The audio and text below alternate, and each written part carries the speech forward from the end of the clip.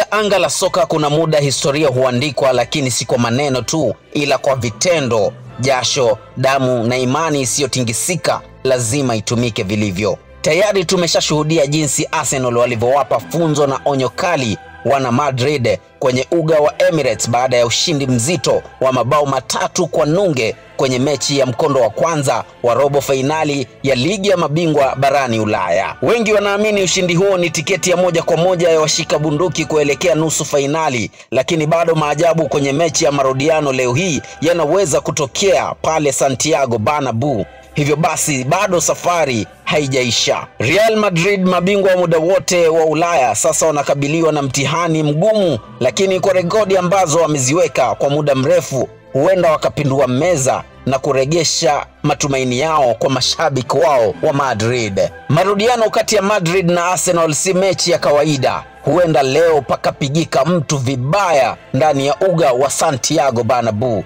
Je, washika bunduki wataweza kutoboa kwenye mechi hii ya marudiano na kuendelea kuweka historia yao ya muda mrefu? Usikose kufuatilia Dabaso Sultan Media kwa habari zaidi.